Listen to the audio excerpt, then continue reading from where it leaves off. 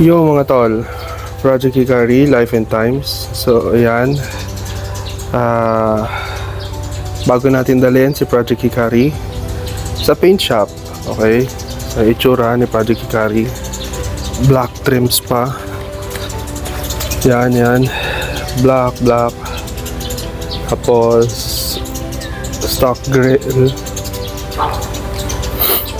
May mga fadings dito. Yan.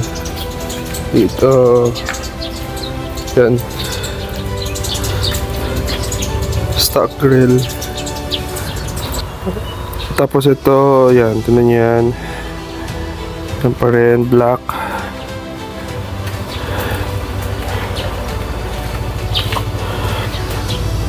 Black. Tapos, yan. Tama. Yan. Okay. So, yan itsura ni Project Hikari. Bago natin dalhin sa paint shop. Yan. So, tara. Tingnan natin itsura pagkatapos. Let's go! Okay mga utol. So, ito yung sorry state ng pintura ni Project Hikari. Yan. Fadings. Yan. Lalo sa hood. Yan o. Yan. Dito. Fadings. Dito. Yan. It's a pillar. And of course, not sure kung nakikita sa video, pero yan. So, yan. Fade. Tapos, pag dito, yan. Fade din. Yan. So, this is something na kailangan nating i-resolve. Otherwise, it's gonna be a very big problem. And, sisimulan natin yan. Let's go! Yo mga tol! We're back! Project Hikari Life and Times 2026. And yes, it's time na padala natin si Project Hikari doon sa paint shop. So, yun na. Simulan na yung kanyang paint job. Long overdue na rin kasi. So, itong interior, lagay natin sa service mode. So, tanggalin natin lahat na, i-clear natin to. Pakita ko sa inyo. Tignan nyo. So, tatanggalin natin lahat yan. Glove box, clear natin. Tanggalin natin lahat ng nandito. Shift knob, palitan natin yung sa ating service shift knob. Itong short shifter, takpan natin ito. Tapos yan. Naklaro natin lahat ng hindi naman kailangan.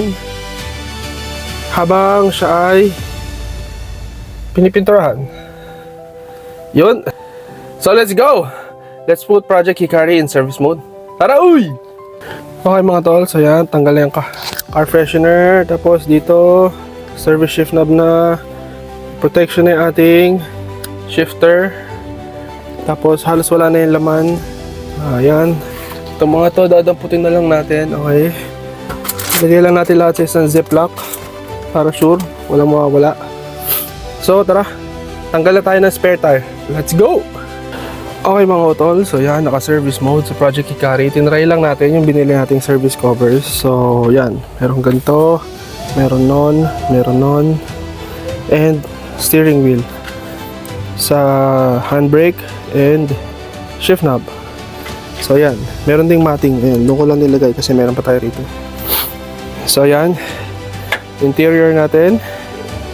Officially, ready for service. Dalhin natin ito kay Boss Carl maya-maya ng konti, okay? So, doon tayo sa trunk. Let's go!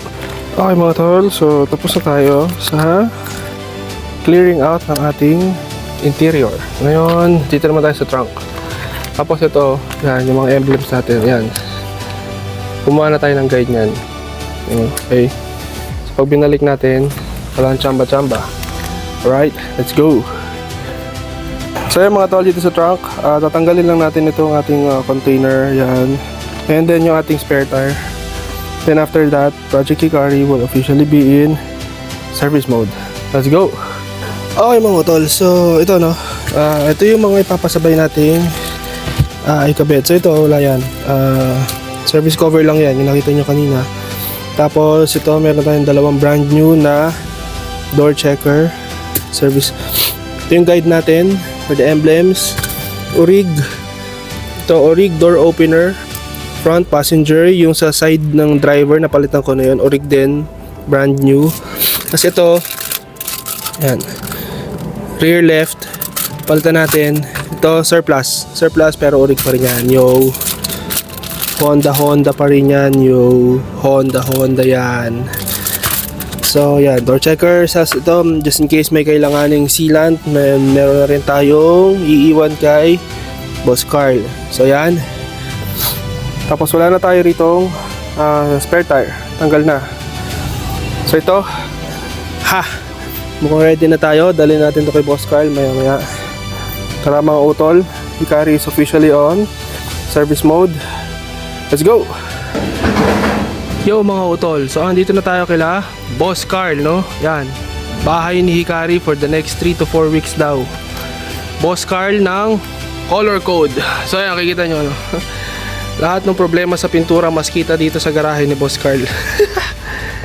Yan, 3 to 4 weeks Boss Carl. Yan, ano, kita mo?